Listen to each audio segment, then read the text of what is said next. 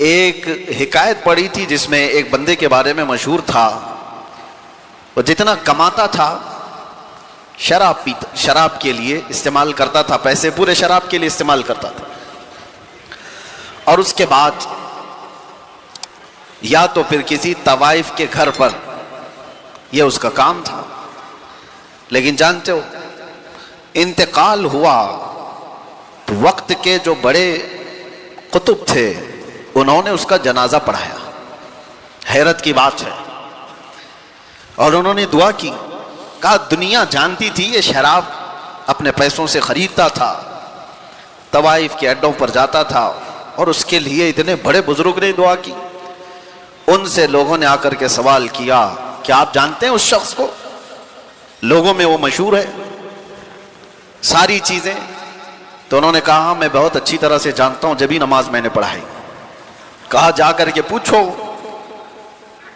اس کی زندگی کا راز اس کی بیوی جانتی ہے، اس کی خاتون سے پوچھ لینا۔ اس کی بیوی سے لوگ جو ذمہ دار لوگ تھے آ کر کے پوچھتے ہیں کہ تیرا شوہر کیسا تھا؟ دنیا میں تو مشہور ہے وہ شرابی تھا اور طوائف کے اڈوں پر جاتا تھا۔ اس نے کہا یہ غلط فہمی ہے، تم نے اس کا ظاہر دیکھا، میرے شوہر نے زندگی بھر ایک قطرہ بھی شراب کو زبان سے نہیں لگایا۔ کہا یہ تو سارے لوگوں نے آنکھوں سے دیکھا ہے اس کو، اور پھر وہ بازار میں بھی جاتا تھا، اس کا کیا ہے؟ اس خاتون نے کہا میں اپنے شوہر کو اچھی طرح سے جانتی ہوں، زندگی بھر کبھی اس کی تہجد نہیں چھوٹی، لیکن جو معاملات تم جان رہے ہو میں اس کی تفصیل بتاتی ہوں۔ میرے شوہر ہمارے گھر کا مختصر خرچہ رکھ کر اپنی کمائی کا پورا حصہ جا کر شراب خریدتا تھا، اور خریدتا تو شروع میں نے بھی اس کا ویرودھ کیا تھا، مخالفت کی تھی، لیکن اس نے جب مجھے بتایا، روزانہ شراب خرید کر کے لاتا اور گٹر میں بہا دیتا تھا، اور اس کے بعد کچھ پیسے بچائے ہوتے کسی بازار میں جاتا اور رات بھر کے کسی کو پیسے دے کر کے اس کی چوکھٹ پر بیٹھ جاتا تاکہ دوسرا کوئی آ نہ سکے۔ نہ کبھی وہ کسی طوائف کو ہاتھ لگایا، نہ گھر گیا۔ اس سے جب یہ پوچھا جاتا تو کہتا میری طاقت میں جتنا ہے اتنا تو میں گناہ کم کر سکوں، دنیا سے برائیوں کو میں کم تو کر سکتا ہوں جی، میں پوری شراب نہیں بہا سکتا، جتنی میری طاقت میں ہے اتنی تو میں اس لیے بہاتا ہوں کہ شراب بننے سے تو میں روک نہیں پاؤں گا، لیکن بن گئی ہے تو پینے سے کچھ لوگوں کو روک سکتا ہوں، میں بہا دیتا، اتنی شراب تو کسی کے حلق میں نہیں جائے گی، یا کوئی اور دوسرا زنا کے اڈے پر نہیں جائے گا، جتنی رات میں نے وہاں پر پہرا دیا ہے اپنے اپنے خیالات سے۔ اس کی خاتون سے لوگوں نے پوچھا کہ اس سے ہوا کیا؟ نہ شراب ختم ہوئی نہ اڈے ختم ہوئے۔ کہا ایک بات یاد رکھو، ہر انسان کو اللہ نے اس کی زندگی کے استطاعت کے مطابق عمل کا حکم دیا ہے، پوری دنیا کا نہیں، جتنی طاقت ہے جتنی اس کی حیثیت ہے اتنا عمل کا حکم دیا، اس نے اپنی طاقت کے مطابق عمل کیا، اور دنیا میں ہی تم نے دیکھ لیا کہ اس کے جنازے پر وقت کا قطب نماز کے لیے آیا۔ سبحان اللہ۔ آخرت میں جو اس کی عزت ہوگی وہ اللہ کے ہاں ہے۔ عزیزان گرامی، ہزاروں محفلیں جس طرح کی بھی ہو رہی ہوں، باہر عیش و عشرت کی کون کون سی پارٹیاں ہو رہی ہوں گی، لیکن ہر وہ پارٹی جو گناہوں کی سیج پر سجائی جاتی ہے دھبے چھوڑ کر کے جاتی ہے، زخم چھوڑ کر جاتی ہے، زندگی کے ان لمحات کو جس نے برباد کیا ہے۔ میں آج اسی پر گفتگو کرنا چاہوں گا۔ میں نے آیت بھی آپ کے سامنے سورہ حشر کی یہ تلاوت کی، اللہ تعالیٰ فرماتا ہے یا ایھا الذین آمنوا اتقوا اللہ ولتنظر نفس ما قدمت لغد، اے ایمان والو اللہ سے ڈرو اور دیکھو کہ قیامت کے لیے تم نے کیا بھیجا ہے، تم کیا انویسٹ کیے ہو اس دنیا میں۔ آج تمہارے پاس وقت ہے، تم آگے کے لیے اپنے وقت میں کیا کام کر چکے ہو، یہ قرآن تمہیں جھنجھوڑ کر کہہ رہا ہے۔ اے نوجوانوں، میں آپ کو بتاؤں، اللہ کے رسول صلی اللہ تعالیٰ علیہ وسلم فرماتے ہیں کہ دو نعمتیں ایسی ہیں جس میں اکثر لوگ خسارے میں رہتے ہیں، اکثر لوگ دو نعمتوں میں یہ خسارے میں ہوتے ہیں، یا اس سے جاہل ہوتے ہیں یا اس سے غفلت برتتے ہیں۔ وہ دو نعمتیں کیا ہیں؟ حدیث پاک रसूल करीम सल्लल्लाहु अलैहि वसल्लम फरमाते हैं अस्सिहतु वल फरागा, सेहत जो अल्लाह ने तुम्हें तंदुरुस्ती दी है ये एक नेमत, इसको आदमी हल्के में लेता है। दूसरी वक्त की नेमत, जो वक्त तुम्हें आज दिया गया है ये वक्त जैसी गुजरता है वापस कभी नहीं आता, कभी नहीं आता। हज़रत अनस बिन मालिक रज़ियल्लाहु तआला अन्हु से एक हदीस है, अल्लाह के रसूल सल्लल्लाहु तआला अलैहि वसल्लम इरशाद फरमाते हैं लैसा मिन यौमिन याती अला इब्न आदम, कोई दिन ऐसा नहीं कि इंसान पर जब दिन आता है, दिन शुरू होता है, इल्ला व युनादी बिही, मगर ये कि उसको रोज पुकारता है। दिन जैसे ही शुरू हुआ इंसान से कहता है ए बनी आदम, ए बनी आदम, मैं नया दिन हूं तेरे लिए, इन्नी खल्कुन जदीद, मैं नया दिन हूं तेरे लिए, और तू आज जो कुछ भी करेगा क़यामत के दिन मैं तेरी गवाही देने वाला हूं। रोजाना हर दिन हमारी जिंदगी में ये कहता है, और हुजूर फरमाते हैं रात भी यही कहती है। जैसी रात तुलू होती है इंसान से वो कहती है ए बनी आदम, मैं नई रात हूं तेरी जिंदगी में। ये आज जो रात है ये क्या पहले कभी आई थी आपकी जिंदगी में? आज 31 दिसंबर 2025, या इससे पहले कभी आया था ये दिन? गुजर जाने के बाद कभी और आएगा? नहीं आएगा। गया वक्त फिर हाथ आता नहीं, सदा दौर दौरा दिखाता नहीं। दो नेमतें जिसमें अक्सर लोग खसारे में हैं वो ये दो नेमतें हैं अल्लाह की दी हुई, सेहत और वक्त। और वक्त को बर्बाद करने वाले वो लोग हैं जो अय्याशियों में आज मुब्तला हैं। वक्त को जिन्होंने गनीमत नहीं समझा, हमने जिंदगी में भी बहुत सारे ऐसे लोगों को तड़पते हुए देखा है। ऐ नौजवानों, जरा बूढ़ों से पूछ लो उनकी जवानी का कैसा आज उनको, जवानी का वक्त जो गुजरा है उनको आज कैसा परेशान करता है वक्त, कि काश हम ये कर लिए होते, काश हम ये कर लिए होते। बुढ़ापा पूरा काश में गुजर जाता है, क्योंकि वो वापस किसी ने आज तक जवानी पलटा कर नहीं दी। एक बात याद रखो कि जो वक्त हमसे गुजर रहा है, नौजवान बच्चों से खास तौर पर, कि अल्लाह ताला ने बहुत बड़ी नेमत तुम्हें अता की। और एक हदीस में आपको सुनाऊं, अल्लाह के रसूल सल्लल्लाहु अलैहि वसल्लम फरमाते हैं इग़्तनिम खम्सन क़ब्ल खम्सिन, 5 चीजों को 5 चीजों से पहले गनीमत जानो। वो 5 चीजें क्या हैं?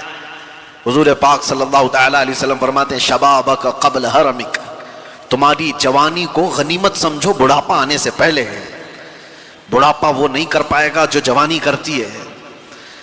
हुजूर फरमाते हैं सेहतक क़ब्ल सक़मिक, तुम्हारी जो तंदुरुस्ती है इसको गनीमत जानो बीमार होने से पहले। कभी हाथ उठाकर देखो, कभी पैर चलते हुए देखो तो अल्लाह का शुक्र करो कि मौला हाथ सलामत से चल रहा है, पैर सलामत है, चल रहे हैं।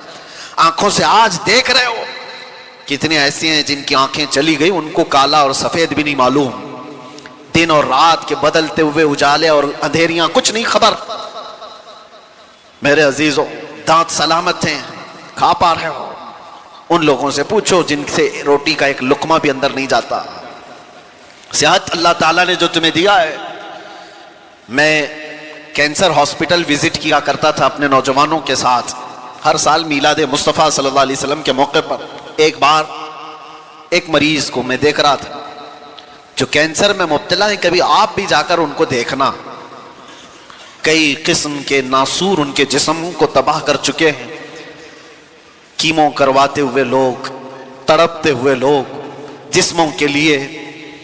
एक मरीज आज भी मुझे याद आता है, गर्दन में कोई फोड़ी हुई थी कैंसर की, जिसकी वजह से तकिया पूरा खून से भर जाता था, और उसको कई मर्तबा ऑपरेशन किया गया फिर वापस। लेकिन मसला यह है कि वो बड़ी उम्र का नहीं था, 40 से 42 साल का था। उसकी एक बात मुझे याद आती है, जाते ही रोने लगा। सारे लोग रोते हैं बीमारियों में, कहते दुआ कीजिए इससे नजात मिल जाए, दुआ तो करते हैं। मैं इसलिए कह रहा हूं मेरे अजीजों, वहां जाने की एक वजह यह नहीं कि फ्रूट बांट करके फोटो लेने के लिए, इसलिए जाओ कि तुम्हें तुम्हारी सेहत का अंदाजा हो जाए, अल्लाह का शुक्र करने का तुम्हें एहसास पैदा हो जाए। उसकी जगह मैं तो नहीं लेटा हूं, मेरा तो जिस्म सलामत है। और उस आदमी ने मुझसे कहा था कि हजरत मुझे صرف اس بات کا دکھ ہوتا ہے کہ میں سر اٹھا نہیں پاتا. جیسے ہی سر اٹھائیں گے یہ پھوڑی پھر سے خون رسنا شروع کر دیتی ہے. کینسر کی پھوڑی ہے, ہلا بھی نہیں پاتا. اس لیے دکھ ہوتا ہے کہ جوانی میں میرے پاس اچھا وقت تھا, آج شدت سے خواہش ہوتی ہے کہ اللہ کی بارگاہ میں ایک سجدہ کر لوں, مجھے اس کی مہلت نہیں ہے, میں سجدہ کرنے جیسا بھی نہیں رہ گیا. ہم نے کہا اشارے سے تم اپنی نماز پڑھ لو, اللہ کے ہاں قبول ہے. لیکن وہ کہتا ہے شدت سے خواہش یہ ہے کہ پیشانی اس کی رب کے حضور ٹیک تو دوں ایک بار, میری اتنی بھی استطاعت نہیں. وہ بات مجھے آج تک لگی ہوئی ہے. میرے عزیزوں, صحت تمہاری اتنی بڑی نعمت ہے کہ جب یہ تم سے ختم کر لی جائے تو سوائے کاش اور پچھتاوے کہ کچھ نہیں رہتا. ہمارے پاس کوئی چیز نہیں رہتی. نوجوانوں نے اس کو ہلکے میں لیا ہے, صحت کو برباد کرتے ہیں. اور نبی کریم صلی اللہ تعالی علیہ وسلم نے تیسری چیز کیا فرمائی؟ آپ صلی اللہ تعالی علیہ وسلم فرماتے ہیں غناک قبل فقرک. آج اللہ نے تمہیں تونگری دی ہے, مال و دولت عطا کیا ہے, تو محتاجی آنے سے پہلے اس مال کی غنیمت کو سمجھو. اس پہ عیاشی مت کرو, اس کو برباد مت کرو. ایسے محتاج ہو جاؤ گے کہ پھر ہم نے ایسے لوگوں کو بھی دیکھا ہے جن کے پاس تھیلے بھر بھر کر پیسے رکھنے کی داستانیں سنائی جاتی تھی, لیکن آج ان کی حالت یہ ہے کہ پڑوسیوں سے روٹی مانگ کر کھانا پڑتا ہے. یہ میں مبالغہ نہیں کر رہا ہوں, دیکھی ہوئی باتیں ہیں.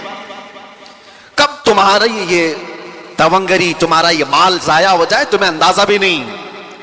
سال بھر میں کروڑ پتی روڑ پتی بن جاتے ہیں. تمہارے پاس اللہ تعالیٰ نے غنا عطا کیا ہے تو یہ عیاشی کے لیے نہیں, بربادی کے لیے نہیں ہے, فضول خرچی کے لیے نہیں ہے. اور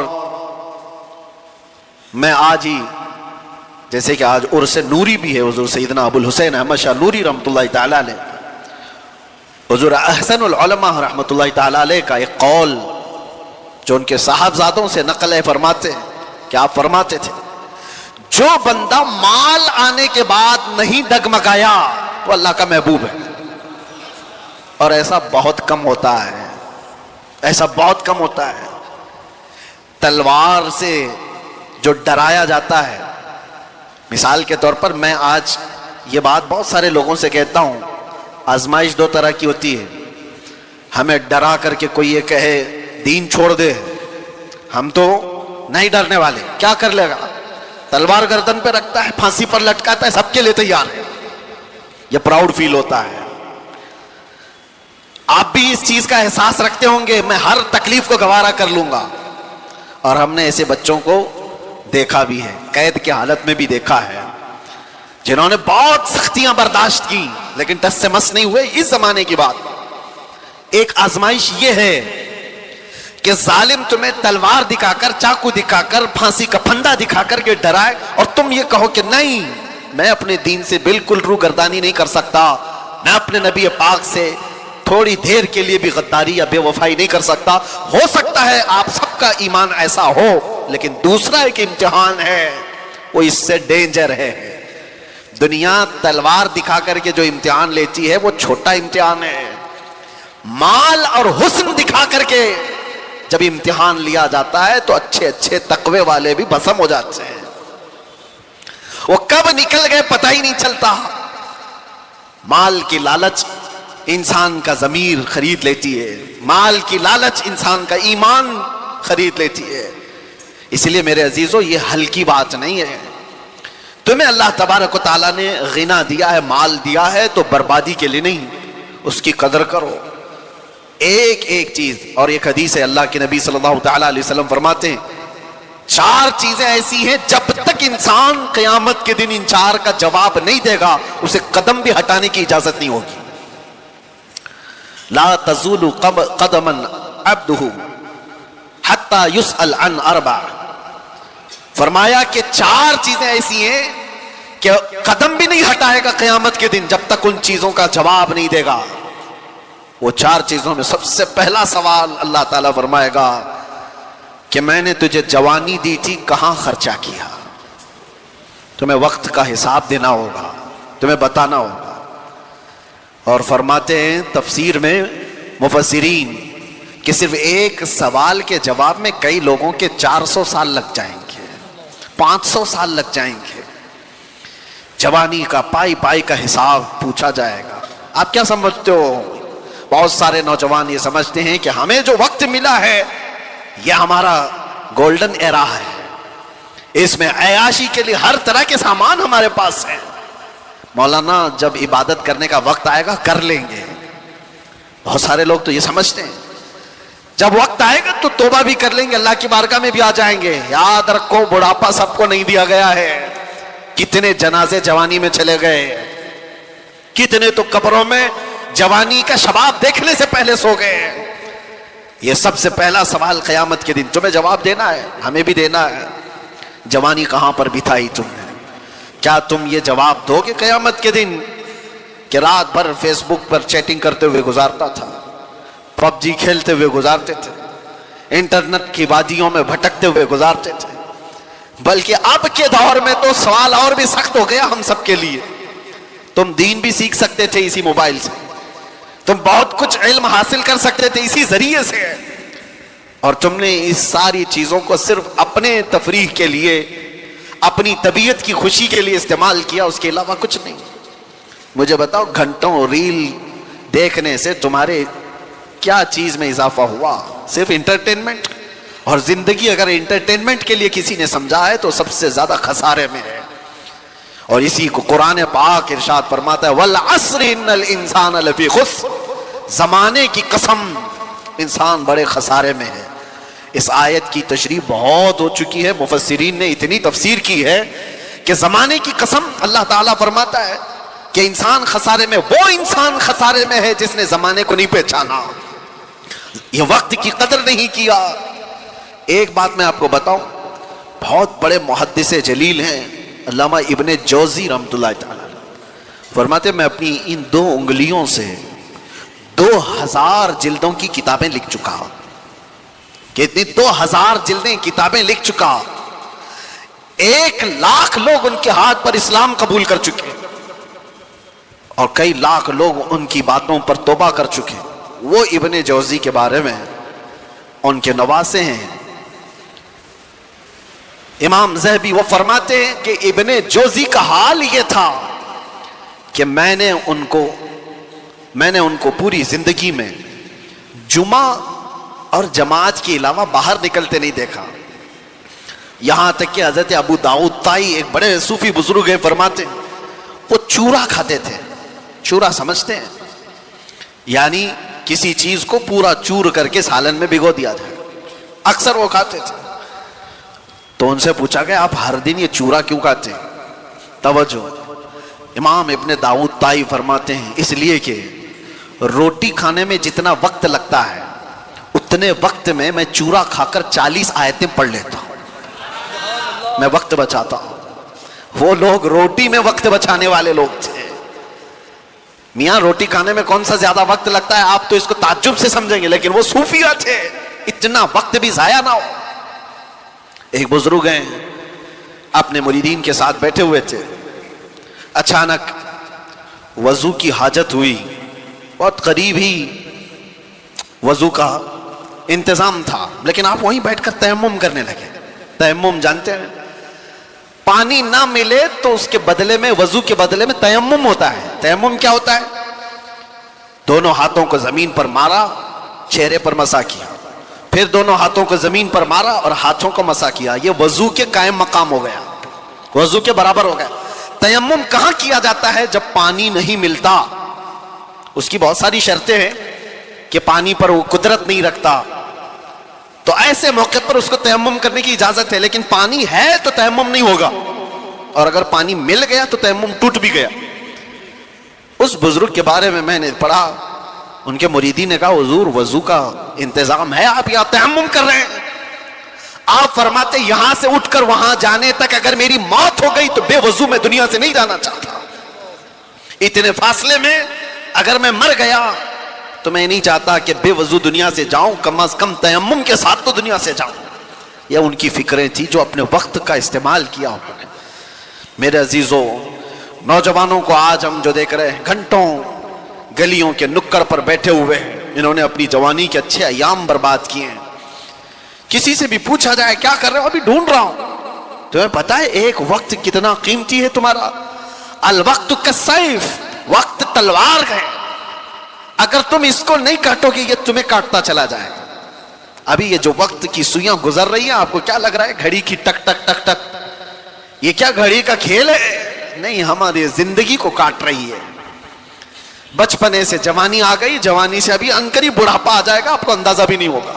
اور ہم تو اس زمانے میں جی رہے ہیں جہاں کے متعلق میرے آقا صلی اللہ علیہ وسلم نے فرمایا تھا قیامت کے قریب تم دیکھو گے سال مہینوں کی طرح گزریں گے، مہینے ہفتے کی طرح گزریں گے، اور ہفتہ دن کی طرح گزرے گا، اور دن ایسے گزرے گا جیسے کسی بڑی چیز کو آگ لگی اور بجھ گئی.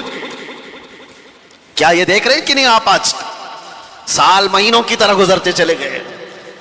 رمضان ابھی گزارا تھا اور رمضان آنے کے انتظار میں ہے. اور آپ کو پتہ ہے یہی محفل یہاں پر کھڑے ہو کر سال بھر گزر گئے. اس طرف تاج المشائخ حضور امین ملت تشریف فرما تو محفل بھی یاد ہوگی. ہمیں تو لگتا ہے کہ وہ چند دنوں پہلے کی محفل ہوگی، لیکن میرے عزیزوں پورے سال کے کاٹے گزرتے ہوئے 365 دن مکمل کر چکے. دن اسی طرح سے کاٹتے ہوئے ہماری زندگی کو جا رہے ہیں، اور اچانک وہ دن آئے گا جب ملک الموت تمہارے گھر پر دستک دے چکا ہوگا. اور پھر جانتے ہو قیامت کے دن ایک سوال ہوگا، جنہوں نے اپنے دن برباد کیے، وقت ضائع کیے. اللہ تعالیٰ قرآن میں فرماتا اولم نعمرکم ما یتذکر فیہ من تذکر وجاءکم النذیر فذوقوا فما للظالمین من نصیر. کیا ہم نے تجھ کو عمر نہیں دی تھی، زندگی نہیں دی تھی؟ اتنی زندگی میں نے تم کو نہیں دیا کہ جس میں تو نصیحت حاصل کر سکتا تھا؟ اللہ فرما رہا ہے کیا میں نے تجھے اتنی زندگی نہیں دی کہ جس میں تو سدھر سکتا تھا، اپنے آپ کو سنوار سکتا تھا؟ اور ایسا نہیں کہ تو خود ہی سنور سکتا تھا، وجاءکم النذیر، اور تمہارے پاس تو اللہ کا ڈر سنانے والا رسول بھی آیا تھا، پھر تم نہیں بدلے. کیوں؟ اللہ فرماتا فذوقوا فما للظالمین من نصیر. اب جہنم کا عذاب چکھو، اس لیے کہ ظالموں کا یہاں کوئی مددگار نہیں. ظالم کس کو کہا ہے؟ کون ہے ظالم؟ جس نے اپنی زندگی کے ساتھ ظلم کیا، اس نے اپنے وقت کو اپنے ہاتھوں برباد کیا. اس سے بڑا ظالم کون ہے؟ ہم اپنے آپ پر جو ظلم کر رہے ہیں میرے عزیزوں، اپنے وقت کا جو ضیاع ہے، یہ بربادی ہے عیاشیوں میں. اللہ کی پناہ ہماری عمریں بھی اس طرح سے گزرتی چلی گئی.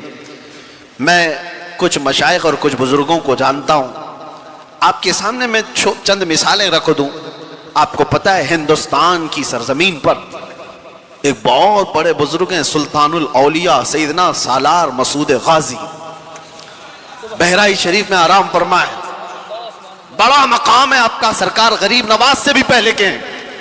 اور مشائخ نے تو یہ کہا ہے کہ ہندوستان کی ولایت ان کے آستانے سے ہو کر چلتی ہے. اولیاء کے سردار غریب نواز رضی اللہ تعالیٰ عنہ سے بھی تقریباً 200 سال پہلے کے سالار مسعود غازی. یہ بات ان کی میں کیوں کہہ رہا ہوں؟ اتنا بڑا مقام اولیاء کی جماعت میں آپ نے حاصل کر لیا، لیکن جانتے ہو آپ سالار مسعود غازی کی عمر انتقال کے وقت 19 برس کی تھی. وہ صرف 19 سال کے تھے. 19 سال کے نوجوان کو سلطان الاولیاء کا لقب ملا. زندگی کیسی گزاری!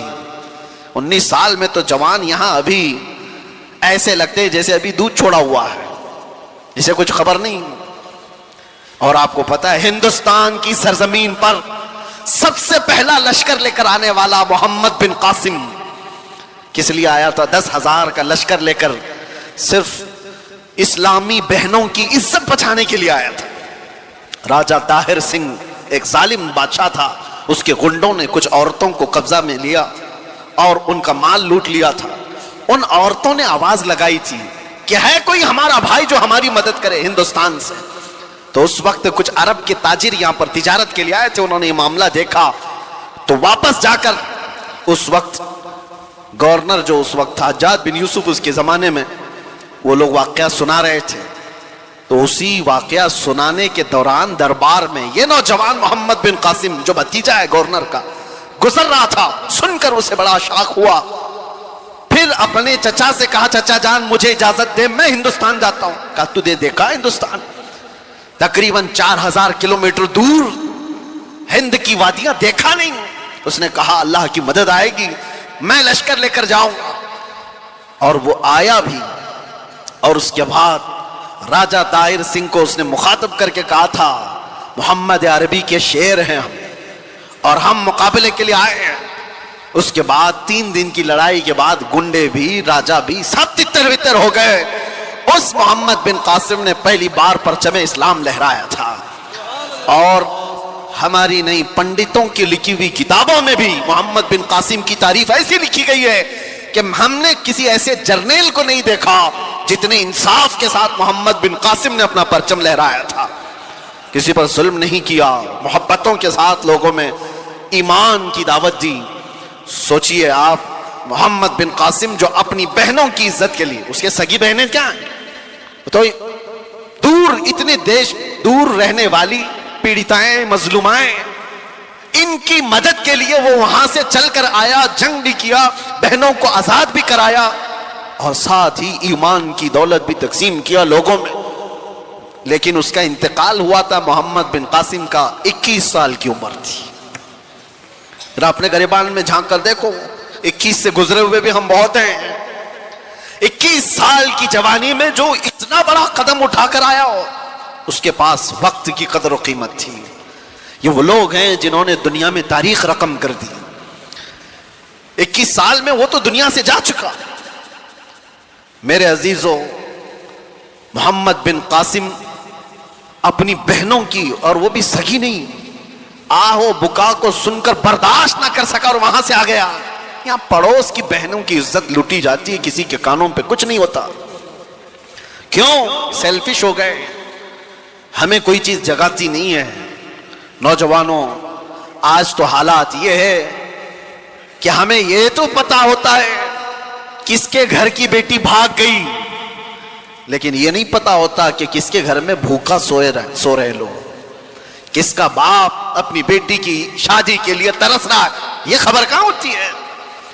نوجوانوں نے اپنی زندگیاں کس لیے رکھی ہیں؟ میں محمد بن قاسم کی بات آئی ہے تو آپ سے کہہ رہا ہوں, ارے 21 سال کی جوانی میں تم تو آج بائک رائیڈنگ کے لیے استعمال کر لیتے ہو, اور اکثر تو ایسے کہ ان نوجوانوں نے صرف فیشن کے لیے جوانی کو استعمال کرنا شروع کیا. میرے استاد گرامی فرمایا کرتے کہ حضور سرکار مفتی اعظم ہند رضی اللہ تعالیٰ عنہ, آپ کی عمر 90 سال کے اوپر ہو چکی تھی. حضور میرے استاد علامہ بہاؤ المصطفیٰ صاحب ادام اللہ اقبالہ فرماتے, سرکار مفتی اعظم ہند رحمۃ اللہ تعالیٰ علیہ کے پاس ہم بیٹھتے 90 سال کی عمر میں. وہ کہتے تھے کہ مجھے پتا ہی نہیں چلا میری جوانی کب آئی اور کب گئی. یہ بات وہ بندہ کہہ سکتا ہے جس نے جوانی کے مزے نہیں چکھے ہوں. یہ وہ کہہ سکتا ہے جس نے جوانی کے انگاروں سے لطف نہ اٹھایا ہو. وہ فرماتے مجھے خبر ہی نہیں کہ کب جوانی آئی اور کب چلی گئی. بڑھاپے میں لوگ سدھر جاتے, مسجدوں کی طرف آ جاتے, یہ الگ مسئلہ ہے, لیکن جوانی کے وقت کوئی یہ کہے مجھے خبر ہی نہیں ہوئی جوانی کی, وہ بہت عظیم لوگ ہیں. میرے عزیزوں, نوجوانی جو اللہ کے نبی صلی اللہ علیہ وسلم نے تمہیں فرمایا غنیمت جانو بڑھاپا آنے سے پہلے, صحت کو غنیمت جانو تمہاری بیماری سے پہلے, اپنی تمنگری کو اپنی مالداری کو غنیمت جانو بھکاری ہونے سے پہلے, محتاجی آنے سے پہلے, فقر آنے سے پہلے. اور حضور پاک صلی اللہ تعالی علیہ وسلم نے یہ بھی فرمایا وقت کو غنیمت جانو قبل فراغ کا, یعنی تمہارا پاس آج جو وقت, آج الفراغت قبل مشغولیت, یعنی تمہارے مشغول ہونے سے پہلے کسی چیز میں تم کو ایسا بیزی کر دیا جائے گا کہ تمہیں خبر بھی نہیں ہوگا. آج خالی وقت ہے تو اس میں کچھ کر جاؤ. ذکر و اذکار کی یہ جو محفلیں ہیں یہ انویسٹمنٹ ہے تمہارا, بعد میں شاید ہو سکتا ہے کسی ایسی چیز میں لگ گئے وقت ہی نہیں ملتا. کتنے ایسے لوگ ہیں, میں آپ کو بتاؤں, سیدنا یحییٰ علیہ السلام اللہ کے نبی آدھی روٹی کھاتے تھے روزانہ اور رات بھر کھڑے ہوتے تھے, رات بھر عبادت کرتے تھے. ایک دن آپ کھانا کھا رہے تھے, تو آدھی روٹی سے زیادہ پاؤنی روٹی کھا لیا, پوری نہیں, پاؤ اور زیادہ کھا لیا.